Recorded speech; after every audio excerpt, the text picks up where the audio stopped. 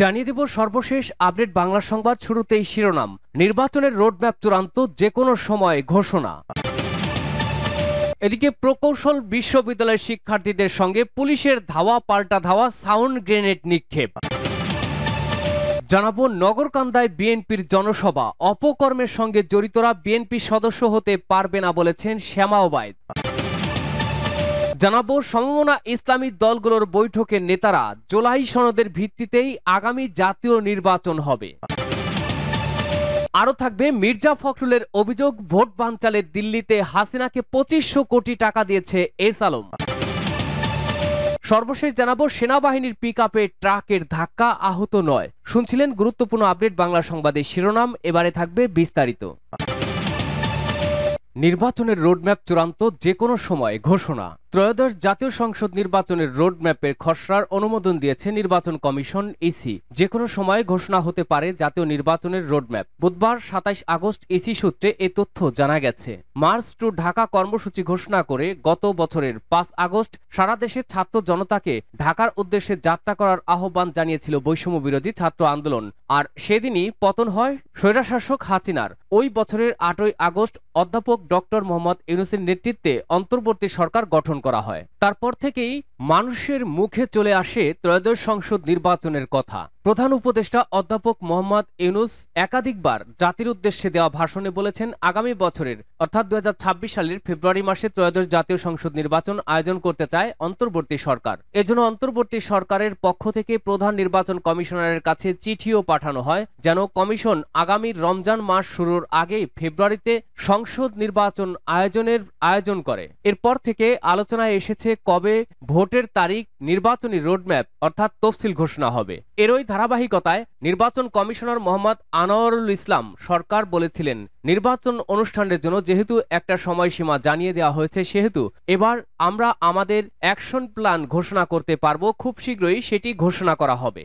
পূর্ব ঘোষিত long March two Dhaka কর্মসূচির অংশ হিসেবে শাহবাগ থেকে প্রধান উপদেষ্টার বাসভবন যমুনার দিকে অগ্রসর হওয়ার সময় প্রকৌশল শিক্ষার্থীদের সঙ্গে পুলিশের ধাওয়া পাল্টা ধাওয়ার ঘটনা ঘটে। এ সময় সাউন্ড গ্রেনেড নিক্ষেপ করা হয়। বুধবার 27 আগস্ট দুপুর 1:45টার দিকে পুলিশের ব্যারিকেড ভেঙে শিক্ষার্থীরা সামনে এগিয়ে যেতে চাইলে তাদের ছত্রভঙ্গ করে দেয় পুলিশ। একই সঙ্গে পুলিশ কয়েক রাউন্ড টিয়ার সেল ও সাউন্ড গ্রেনেড নিক্ষেপ করে। এর আগে 3 দফা দাবিতে দ্বিতীয় দিনের মতো রাজধানীর শাহবাগে জড়ো হয়ে স্লোগান দিতে দিতে সড়ক অবরোধ করেন শিক্ষার্থীরা। এ সময় তারা দুপুর 1টার মধ্যে দাবি মেনে প্রজ্ঞাপন জারির আলটিমেটাম দেন, অন্যথায় সচিবালয়ে ঘেরাওয়ের হুমকি দেন। শিক্ষার্থীদের স্লোগানের মধ্যে ছিল, আপোষ না সংগ্রাম, সংগ্রাম সংগ্রাম, কোটা না মেধা, মেধা মেধা, সবার মুখে এক বয়ান, ডিপ্লোমা টেকনিশিয়ান, অবৈধ ডিপ্লোমা কোটা অবসান চাই, কোটার নামে অবিচার বন্ধ করো, কোটা প্রথা ভেঙে দাও, মেধাবীদের অধিকার ফিরিয়ে দাও ইত্যাদি। প্রকৌশল বিশ্ববিদ্যালয়ের শিক্ষার্থীদের দাবিগুলো হলো,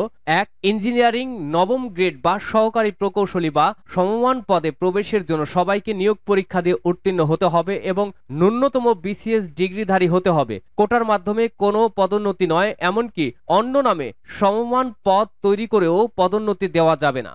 2. টেকনিক্যাল দশম গ্রেড বা উপসহকারী প্রকৌশলী বা সমমান পদের নিয়োগ পরীক্ষা ডিপ্লোমা ও বিএসসি ডিগ্রিধারী উভয়ের জন্য উন্মুক্ত করতে হবে। 3. ইঞ্জিনিয়ারিংয়ে বিএসসি ডিগ্রি ব্যতীত প্রকৌশলী পদবি ব্যবহারকারীদের বিষয়ে যথাযথ আইনি পদক্ষেপ নিতে হবে। নন এক্রিডেড বিএসসি ইঞ্জিনিয়ারিং কোর্সগুলোকে যথাযথ প্রক্রিয়া অনুসরণ করে আইইবি বাইট এক্রিডিটেশনের আওতায় আনতে হবে। নগরকান্দায় বিএনপির জনসভা, অপকর্মের সঙ্গে জড়িতরা বিএনপির সদস্য হতে পারবে না বলেছে শ্যামা ওবায়দ। বিএনপির সাংগঠনিক সম্পাদক শ্যামা ওবায়দ ইসলাম বলেছেন, যারা অপকর্মের সাথে জড়িত তারা বাংলাদেশ জাতীয়তাবাদী দলের সদস্য হতে পারে না। মঙ্গলবার 26 আগস্ট বিকেলে ফরিদপুরের নগরকান্দা উপজেলার রামনগর ইউনিয়নের রামনগর উচ্চ বিদ্যালয় মাঠে স্থানীয় বিএনপি আয়োজিত জনসভায় প্রধান অতিথির বক্তব্যে তিনি কথা বলেন। এ সময় তিনি নতুন সদস্য ফরম নবায়নের উদ্বোধন করেন। শ্যামা ওবায়দ স্থানীয় নেতাকর্মীদের কর্মীদের উদ্দেশ্যে বলেন, প্রত্যেক ওয়ার্ডের সদস্য ফরম নিয়ে যান।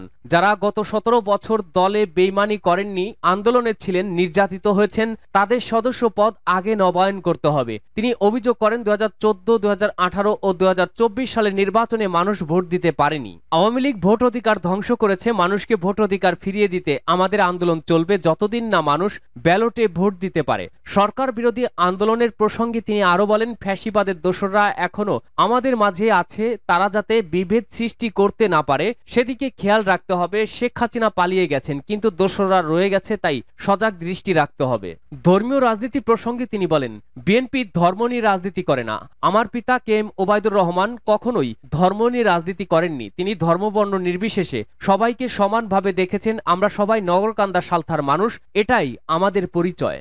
জুলাই সনদের ভিত্তিতেই আগামী জাতীয় নির্বাচন হবে, সমমনা ইসলামী দলগুলোর বৈঠকে বলেছেন নেতারা। জুলাই সনদের ভিত্তিতেই আগামী জাতীয় সংসদ নির্বাচন অনুষ্ঠিত হবে বলে মন্তব্য করেছেন সমমনা ইসলামী দলগুলোর নেতারা। রাজধানীর পুরনো পল্টনে গতকাল 26 আগস্ট 2025 মঙ্গলবার রাতে সমমনা ইসলামী দলগুলোর এক বৈঠকে নেতারা এই মন্তব্য করেন।